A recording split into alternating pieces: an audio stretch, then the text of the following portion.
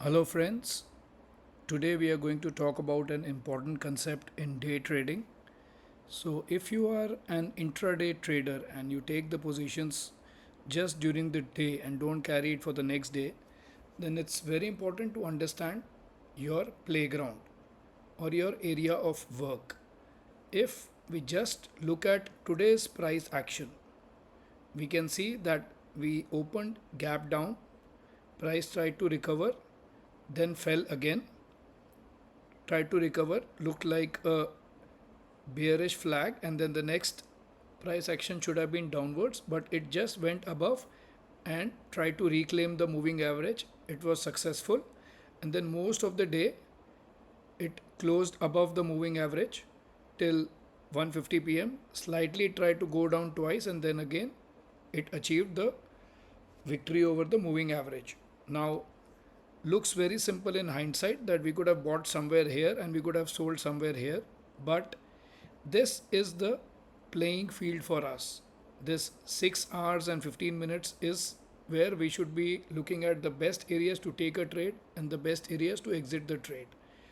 What helps us during this time period and what I use based on price action is a 20 period moving average. This is the exponential moving average. This one 20 period exponential moving average. In addition to this, what I am discovering is from the previous trading day, there are some levels which are useful for today. So two things are there. One is the previous day's high, the previous day's low, and the previous day's close. So we can see these black lines. This is the previous day's high, this is the previous day low, and this is the previous day close. Okay. Now, how the price responded? It opened below the previous day close and it found support near the previous day low, and from there it started to rise again. It breached the previous day close, found support again at previous day close, and then tried to stay above it. The two big resistances were the big resistance was the previous day high and the big support was the previous day low. So this is one point. Then the second point is the big round numbers and the flip points or the swing points. Now in Bank Nifty we know the big round numbers are 51,000, 51,500, 52,000, and then on the downside it will be 50,000, 50,500. So these will be the big round numbers where a lot of price action happens. For example, at 51,500 we saw here as a support, here as a resistance, here as a support, again here as a support. So and even here at 52,000 we found the resistance. Plus these are the swing points. Wherever I have written flip, it means the swing points. That means price tried to break this level, could not, and then once it broke this level, this resistance is now the support here, here, here. Even today it found the support at this flip point. So again, even this swing high which we have made, the flip plus pivot where I have written, this again is it has found resistance here, it has found resistance here.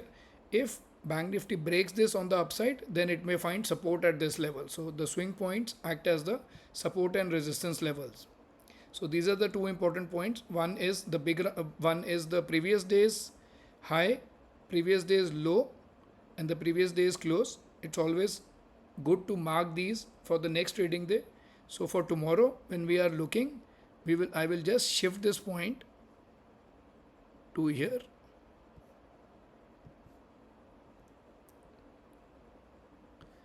This previous day high I will take and shift it to here,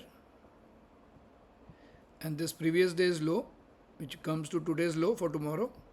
So for tomorrow when we are trading, we will see that based on the previous day's high, previous day's low, and previous day's close, where the price action will be and where it will find support and resistance. These big round numbers and swing points are the support and resistance.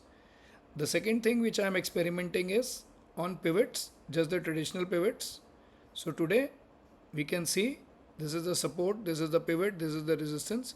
Price opened below the pivot point near the support, tried to go low, and then it found support near this S1 level, went up to the pivot level again, and then again the whole day the price action just moved around that level only. But I will add this more as I go deeper into the pivots. For day traders, it is very important to mark the previous day's high, the previous day's low, the previous day's close for the next day, and the big round numbers. For Bank Nifty it is 52,000, 51,500, 51,000, 50,500, as well as the swing points. That is this swing point which becomes a flip. It acted as a resistance. Now it acted as a support. Even this one we've marked as a swing point. It acted as a resistance here. It acted as a resistance here. For tomorrow again, it might act as a resistance here. If it breaks, then it will act as a support. Thanks.